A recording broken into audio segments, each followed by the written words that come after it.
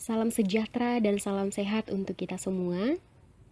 Perkenalkan, kami dari kelompok 3 atas nama Ditya Apriliani, Hotma Arta Sinaga, Monika Hani Rudinia Zahara, Naswa Ulfi Awalia, dan Nur Widyasari akan mempresentasikan tentang komponen dan pangan. Adapun topik yang akan kita bahas pada kesempatan kali ini, yang pertama karbohidrat. Di dalamnya ada gula dan pati. Yang kedua protein, di dalamnya ada denaturasi dan transisi kaca. Yang ketiga lemak, di dalamnya ada polimorfik, melting lemak dan minyak, sifat mekanis dan kekokohan. Saya Hotma Arta Sinaga akan mengawali presentasi pada kesempatan kali ini. Sebelumnya kita harus mengerti pengertian tentang pangan. Jadi pangan adalah sistem yang kompleks, tetapi keadaan fisiknya pada tingkat makroskopik sering diatur oleh transisi fase komponen utama, termasuk di dalamnya karbohidrat, lipid, protein, dan air. Dan analisis pada bahan dan produk pangan ini dapat berupa yang pertama analisis nutrisi, kemudian analisis fisik, mikrobiologi, dan yang terakhir kontaminan. Nah, kita perlu tahu juga bahwa hubungan antara sifat makanan dan keadaan fisik itu sangat rumit, sehingga kondisi fisik makanan mungkin sulit dideteksi karena seringkali sangat sensitif terhadap suhu, waktu, dan air. Kemudian kita masuk ke karbohidrat. Karbohidrat ini merupakan sumber energi bagi tubuh manusia. Jadi ketika kita mengkonsumsi karbohidrat, tubuh akan mengubahnya menjadi glukosa yang akan merupakan bahan bakar tubuh manusia.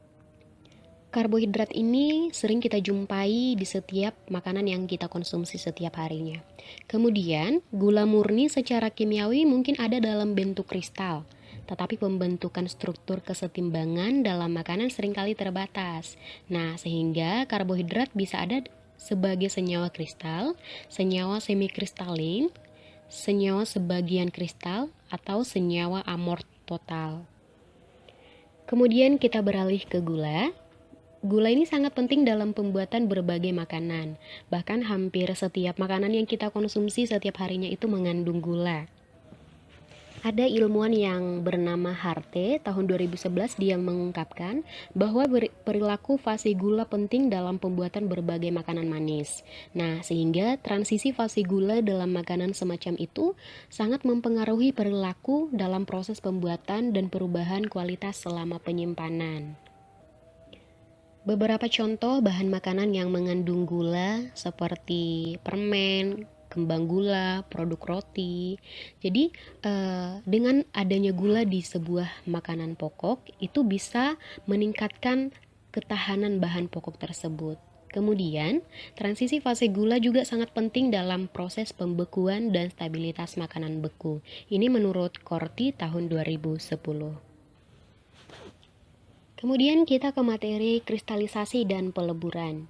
Jadi, kristalisasi adalah peristiwa yang menunjukkan beberapa fenomena yang berbeda berkaitan dengan pembentukan struktur kristal.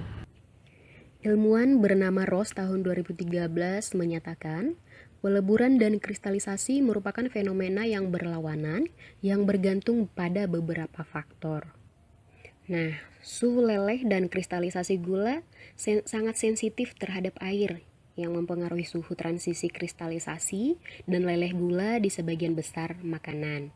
Kemudian, gula juga dapat mengkristal sebagai hidrat yang mungkin menunjukkan perilaku fase yang berbeda secara signifikan dari anhidrida. Jadi beberapa mekanisme yang terlibat dalam peleburan meliputi pemutusan ikatan antar molekul dalam kristal dan dislokasi molekul dari struktur kristal, sehingga menghasilkan lelehan cairan dengan mobilitas translasi molekul yang tinggi. Kemudian kita membahas ke transisi kaca. Suhu transisi kaca dari gula mengatur keadaan fisik berbagai makanan. Keadaan gula non-kristalin adalah ciri khas dari permen gula, kembang gula, makanan penutup beku, dan es krim. Menurut White and Cakebreed tahun 1966, mereka menyatakan menyadari betapa pentingnya keadaan gula seperti kaca untuk stabilitas produk makanan seperti permen rebus, makanan kering beku, es krim, dan susu bubuk. Jadi, pemanasan gula kristal hingga di atas suhu lelehnya diikuti dengan pendinginan cepat sering menghasilkan pembentukan bahan padat, transparan seperti kaca yang direalisasikan cukup awal. Ini adalah menurut penelitian Park dan Thomas tahun 1948. Kemudian kita beralih ke campuran gula. Jadi gula dalam makanan biasanya larut dan hadir sebagai campuran.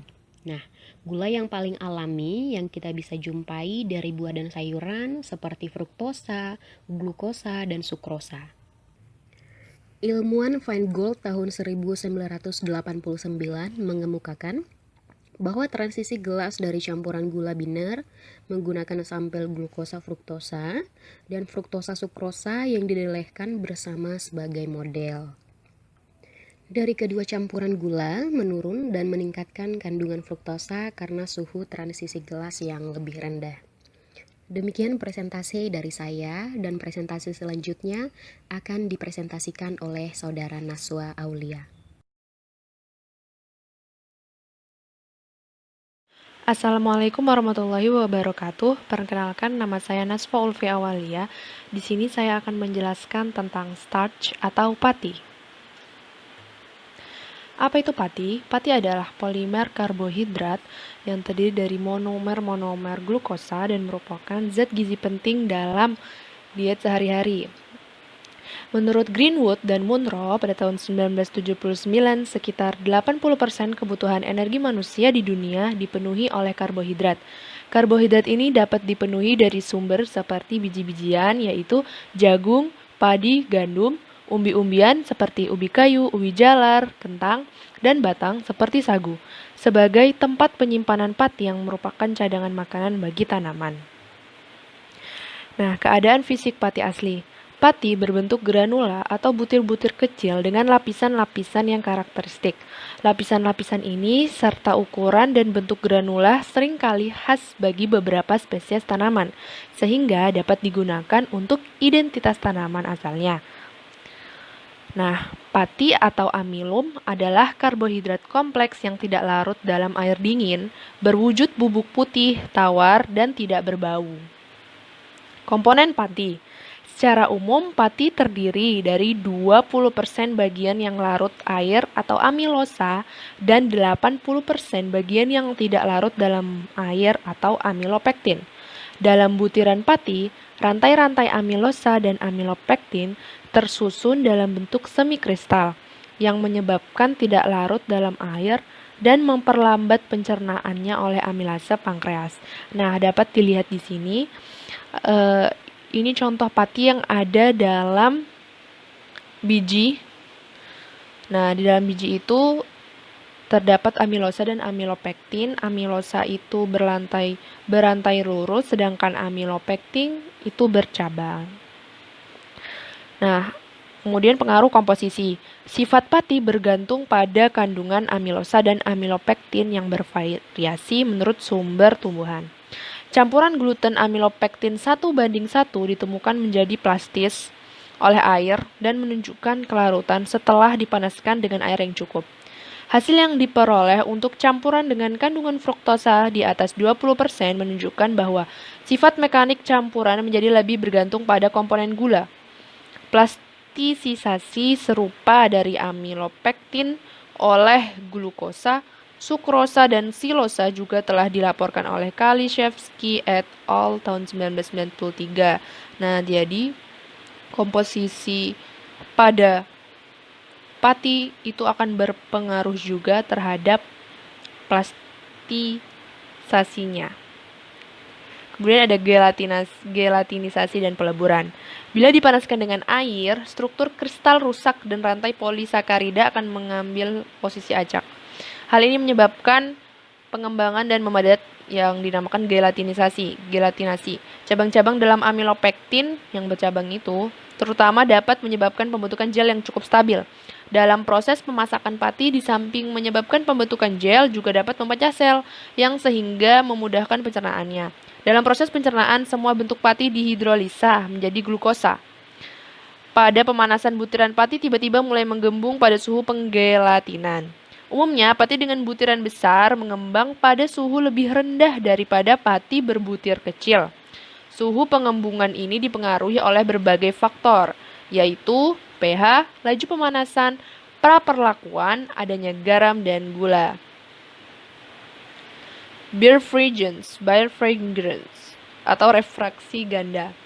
Nah, sifat birefringence dari granula pati adalah sifat merefleksikan cahaya terpolarisasi sehingga di bawah mikroskop terlihat hitam putih. Pada waktu granula mulai pecah, sifat birefringence ini akan hilang. Hilangnya birefringence dispersi air pati dengan 0,1 hingga 0,2% pati dapat digunakan untuk menentukan kisaran suhu gelatinisasi dengan mikroskop cahaya terpolarisasi. Menurut Eliasson dan Larsson pada tahun 1993, kisaran suhu untuk hilangnya birefringence yang diamati selama pemanasan bergantung pada kadar air. Tepung terigu kehilangan birefringence sama sekali bila dipanaskan sampai di atas 65 derajat Celcius dengan kelebihan air. Namun, bila kadar air dikurangi sampai 50%, maka suhu yang dibutuhkan adalah 0,75 derajat Celcius. Pada kadar air 30%, perlakuan panas pada suhu 132 derajat Celcius kurang memadai menyebabkan hilangnya birefringence pada pati gandum, menurut Eliasson dan Larsson pada tahun 1993. Difraksi sinar X. Menurut Zobel et al. Pada tahun 1988, penggunaan istilah melting untuk mengacu pada gelatinisasi pati berasal dari teknologi sinar X dan polimer sintetik. Oh ya, difraksi sinar X sendiri itu merupakan proses hamburan sinar X oleh bahan kristal. Hilangnya kristalinisasi selama pemanasan pati dengan kadar air yang cukup terjadi karena suhu dinaikkan hingga di atas suhu gelatinisasi. Nah, berikut ini adalah sumber yang saya dapatkan untuk membuat PowerPoint. Terima kasih. Sekian dari saya. Semoga bermanfaat. Wassalamualaikum warahmatullahi wabarakatuh. Assalamualaikum warahmatullahi wabarakatuh. Sebelum kita masuk ke materi, izinkan saya memperkenalkan diri. Perkenalkan, nama saya Nur Widiasari dengan NIM 1903036047 dari Program Studi Teknologi Hasil Pertanian 2019 Universitas Mula Warman. Nah, hari ini kelompok kami akan membahas dengan tema komponen makanan dan polimer. Nah, untuk saya akan membahas 5 pokok materi, yaitu yang pertama ada kalometri pemindaian diferensial atau DSC, yang kedua ada kompleks amiloselipid, yang ketiga ada pengaruh air pada gelatinisasi dan peleburan, yang keempat ada apa itu protein, yang kelima ada apa yang dimaksud dengan denaturasi pada protein. Baik, kita langsung masuk ke materi yang pertama, yaitu kalometri pemindaian diferensial atau DSC. Jadi, apa sih DSC itu? Nah, DSC itu adalah teknik atau metode termoanalitik di mana dia menentukan perbedaan jumlah panas yang dibutuhkan untuk meningkatkan suatu suhu dalam sampel. Dan referensi ini diukur sebagai fungsi suhu, baik itu sampel maupun referensi. Nah, itu tuh harus ditahankan pada suhu yang hampir sama selama dilakukan percobaan. Umumnya, program analisis DSC ini dirancang sedemikian rupa sehingga suhu pemegang sampel meningkat secara linear sebagai fungsi waktu. Sampel referensi harus memiliki kapasitas panas yang ditentukan dengan baik pada kisaran suhu yang akan dipindai. Nah, ini ada gambar DSC-nya. Jadi dia tuh berbentuk seperti box dan di atasnya ada tabung. Kemudian nanti sampelnya akan dimasukkan ke situ dan nanti bisa dilihat sampelnya itu suhu yang akan ditentukan. Kemudian istilah DSC ini diciptakan untuk mengukur energi secara langsung dan memungkinkan pengukuran ini mengetahui kapasitas panas yang tepat. dalam pengaplikasiannya, DSC ini diaplikasikan pada sampel pati dalam gelatinisasi dan peleburan. Ini dilakukan oleh Ranzio DKK dalam jurnalnya pada tahun 2002 yang dia publish. Dia melakukan studi tentang laju pemanasan rendah, kemudian dia melaporkan hasil DSC-nya ini. Kemudian dia mengidentifikasi ada 5 transformasi yang dapat diproduksi dengan baik. Yang pertama, transisi endotermik yang tajam. Dia mengidentifikasi bahwa kandungan air yang terkait dalam pelelehan bagian kristal dari butiran pati diikuti oleh transformasi kumparan helix dan amilopektin.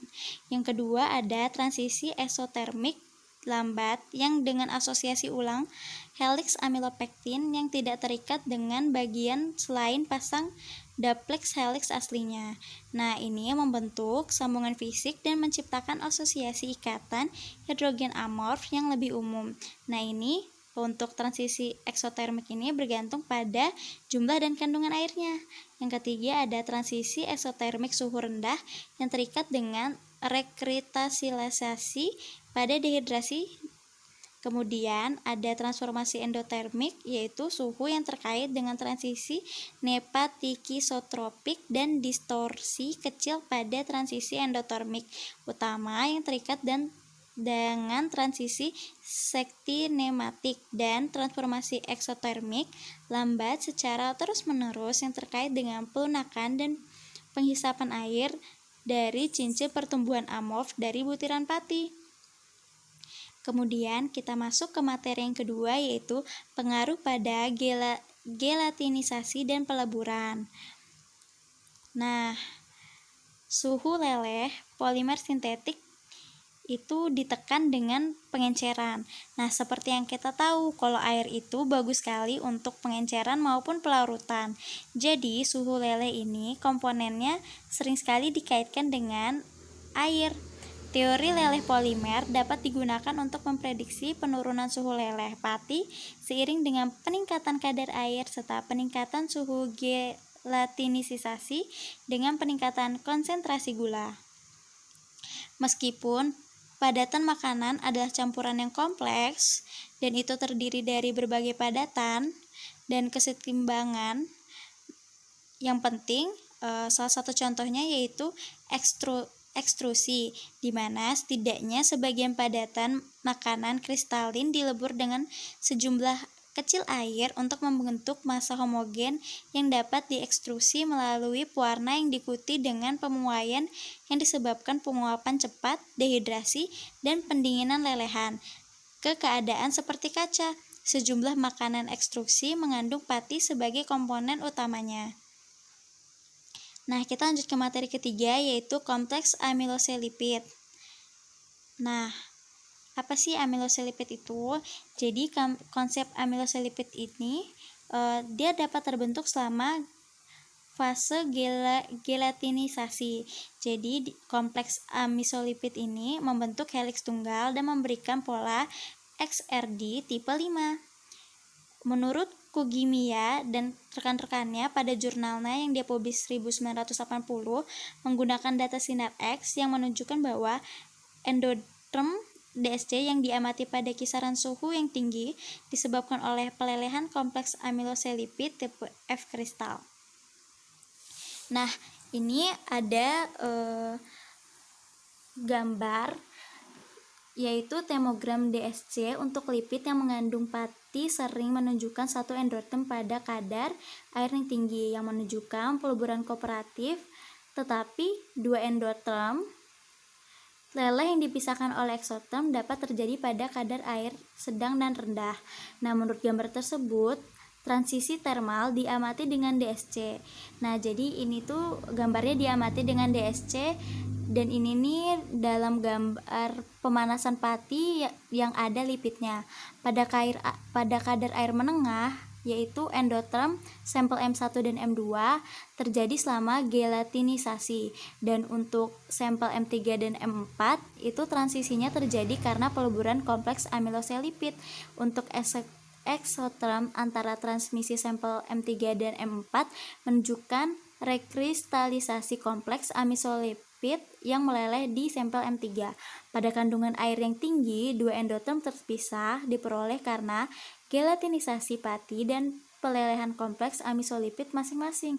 Jadi, gambar ini mereka ini sudah terpisah karena tadi yaitu dua endoterm yang diperoleh dari gelatinisasi pati dan pelelehan kompleks amisolipid. Nah, jadi dapat disimpulkan bahwa air itu sangat penting untuk fenomena pencairan dan kristalisasi. Mereka berasumsi bahwa air diperlukan untuk plastisisasi segmen rantai amorf yang memfasilitasi mobilitas rantai dan memungkinkan peleburan pada suhu yang rendah.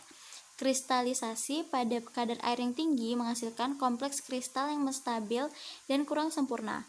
Perlu dicatat bahwa pembentukan kompleks bersifat termoreversibel dan kurva pendinginan DSC menunjukkan eksoterm yang menunjukkan kristalisasi kompleks amisolipid dan selama pendinginan. Dan itu menurut Bilyadaris et al. Pada jurnalnya 1985. Kemudian, kompleks amisolipid ini banyak kita gunakan loh kehidupan sehari-hari, terutama di industri makanan. Yang pertama, mengurangi lengketnya makanan bertepung. Seperti kita tahu, dia itu dapat memisahkan dua endoterm. Yang kedua, ada meningkatkan stabilitas pembukuan dan pencairan. Yang ketiga, sebagai pelembut adonan. Yang keempat, pelunak remah dalam roti. Yang kelima, ada pengganti lemak. Yang keenam, ada penstabil dan pengentalan. Nah, itu dia untuk materi tadi. Kemudian kita ke materi 4, yaitu protein. Nah, kalau protein ini transisi fase protein mempengaruhi keadaan fisik dan karakteristik tekstur berbagai makanan. Transisi terpenting dalam protein itu adalah denaturasi. Protein asli mengalami perubahan sifat saat dipanaskan dengan adanya air.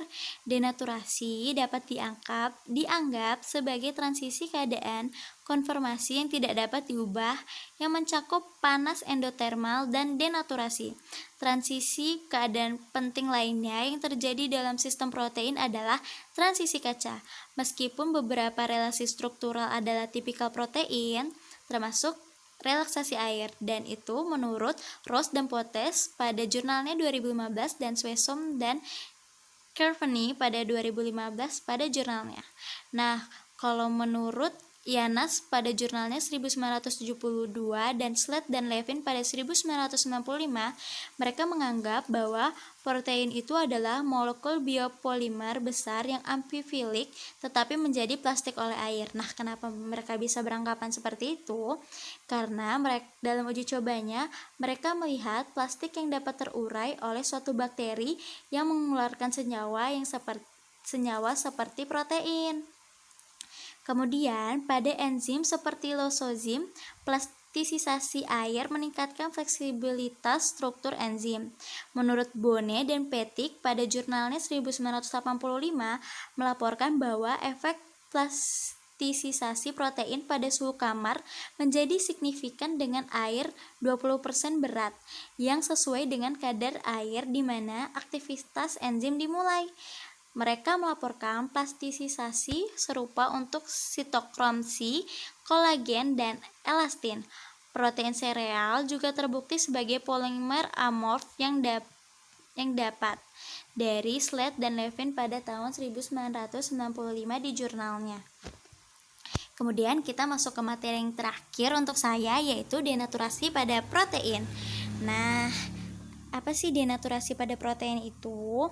Menurut Kausman pada jurnalnya 1959, dia berpendapat denaturasi protein dia definisikan sebagai urutan proses di mana pengaturan spesial rantai polipeptida dalam molekul protein diubah yang khas dari protein asli menjadi pengaturan yang tidak teratur. Nah, suhu denaturasi dalam kalor denaturasi sering diperoleh dari DSC.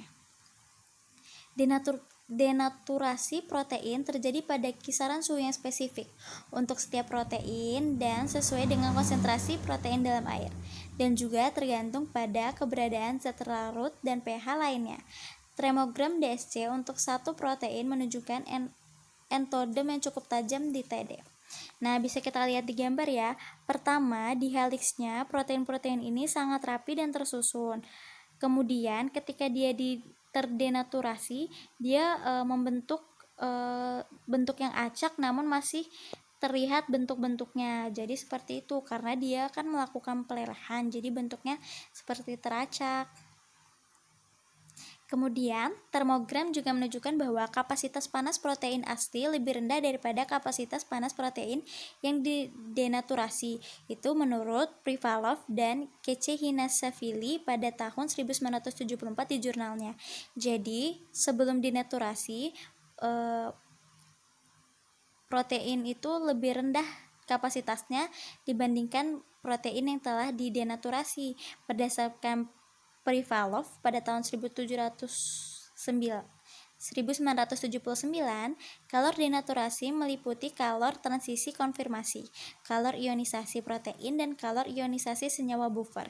Jika terjadi denaturasi dalam larutan buffer, perlu diperhatikan bahwa agregasi molekul protein dan putusnya interaksi hidrofobik merupakan proses ekstromik yang berhubungan dengan proses denaturasi total. Itu merupakan pendapat dari Anfield dan Murray pada 1981. Menurut Fizimonis DKK 2007 dalam jurnalnya melaporkan bahwa deteksi agregasi ekstromik tergantung pada waktu dan juga pada laju pemanasan. Pada laju pemanasan yang lebih rendah, suhu agregasi ekstromik dapat menurun dan bersamaan dengan denaturasi endormik efek serupa ditemukan untuk protein agresi difasilitasi. Artinya, kandungan protein meningkat dengan adanya garam. Itu menurut Fizimonis et al. Pada tahun 2007. Nah, itu saja materi yang saya bawakan. Kita next ke teman saya selanjutnya, yaitu Ditya.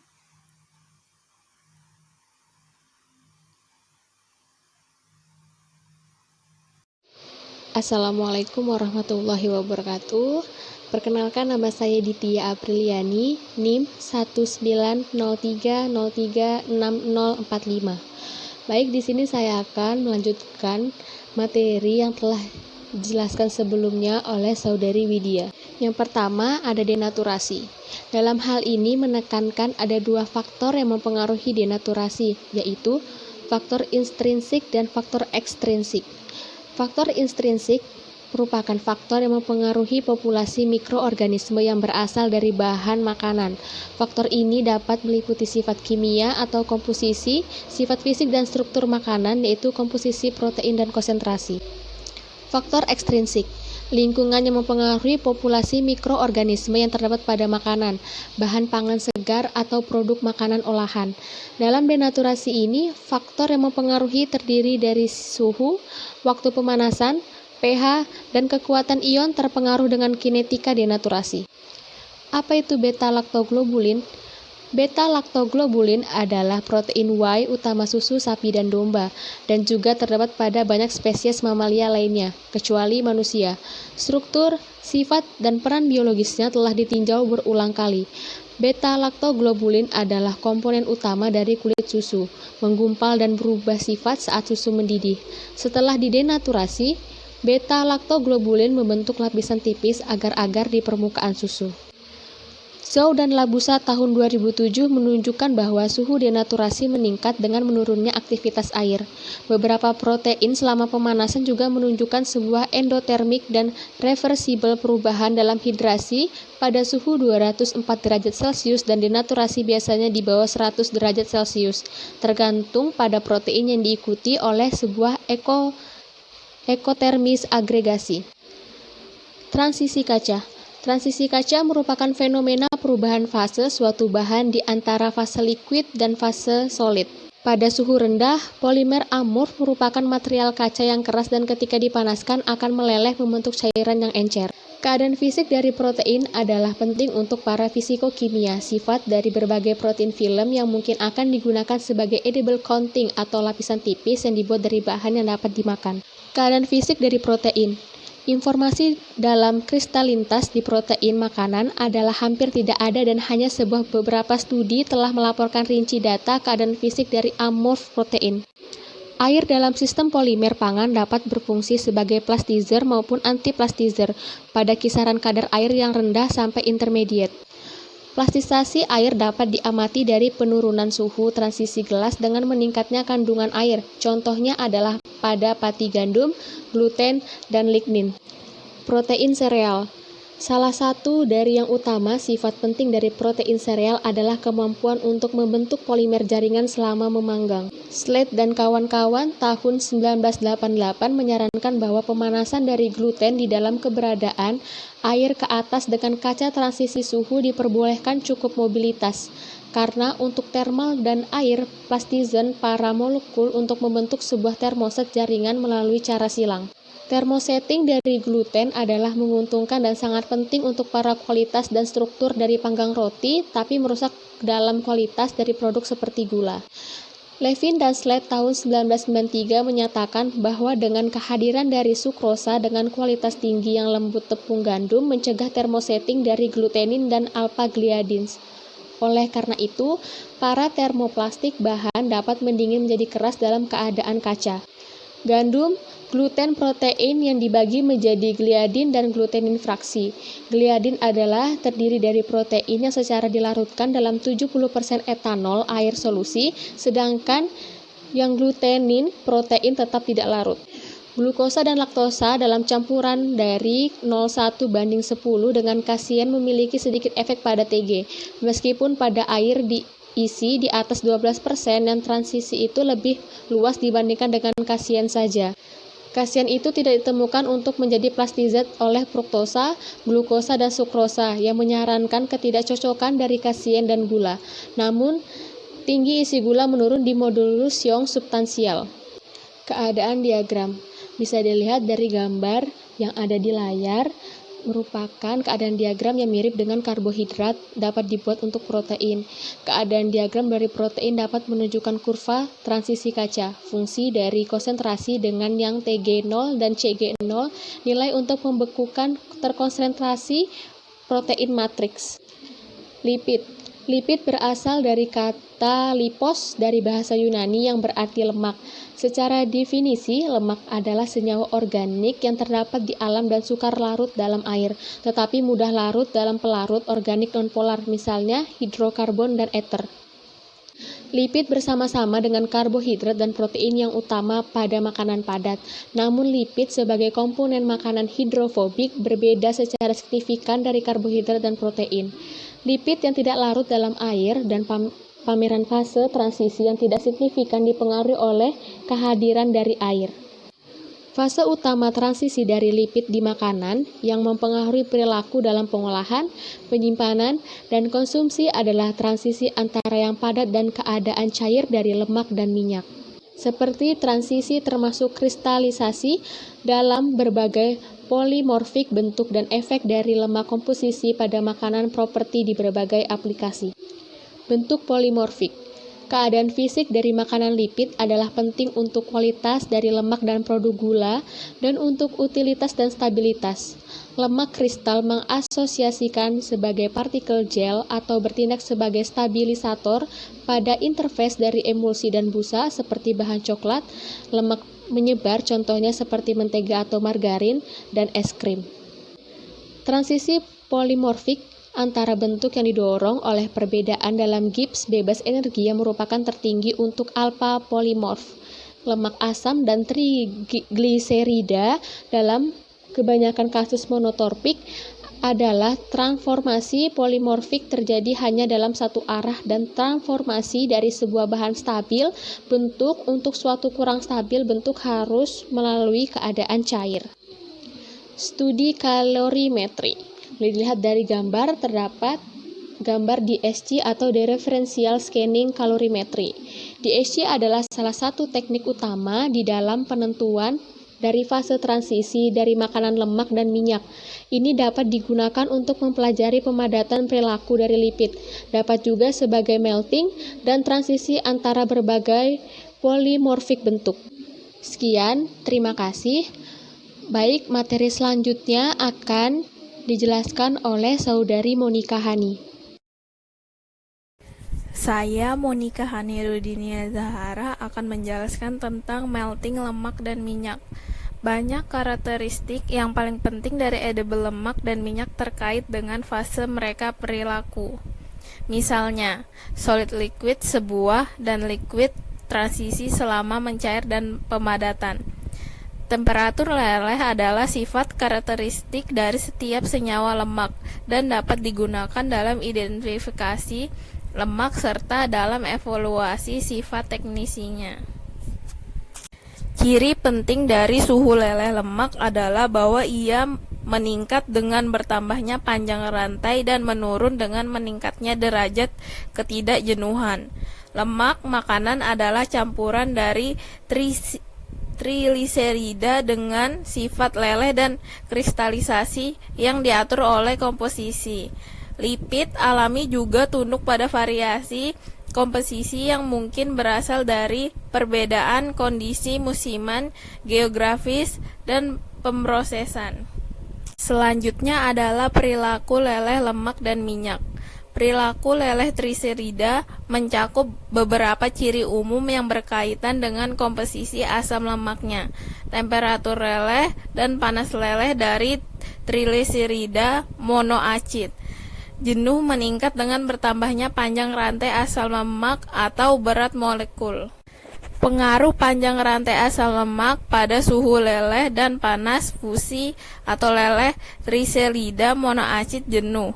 Perbedaan suhu leleh berbagai bentuk polimorfik menurun dengan meningkatnya panjang rantai, tetapi perbedaan di panas fusi antara bentuk-bentuk polimorfik semakin meningkat dengan meningkatnya panjang rantai asam lemak tersebut. Namun, pada lemak seperti kelapa, jagung, zaitun, kacang tanah, sunflower, dan minyak kedelai juga mentega, kakao, dan lemak babi. Selanjutnya adalah kandungan lemak padat. Sebagian besar produk lemak komersial merupakan campuran beberapa trigliserida. Kadar lemak padat yang diukur dengan pulset NMR atau DSC dan indeks lemak solid berdasarkan dilantasi merupakan ukuran penting dari sifat fisik lemak pada berbagai suhu. Namun, kandungan lemak padat tergantung pada sejarah termal material. Kadar lemak padat dapat diukur pada beberapa suhu untuk komposisi tertentu. Berbagai diagram dapat dibuat untuk menunjukkan pengaruh komposisi campuran lemak pada suhu leleh atau kandungan lemak soli. Lemak dianggap plastik atau padatan elastis atau cairan fisikoelastik. Blending yang tepat dari berbagai kelompok lemak sangat penting dalam mengembangkan produk lemak dengan chart diinginkan logistik. Pulset NMR dapat digunakan untuk menentukan perbedaan dalam mobilitas molekul yang sebagai fungsi suhu digunakan untuk mendapat kandungan lemak padat. Yang selanjutnya adalah sifat mekanis dan kekokohan.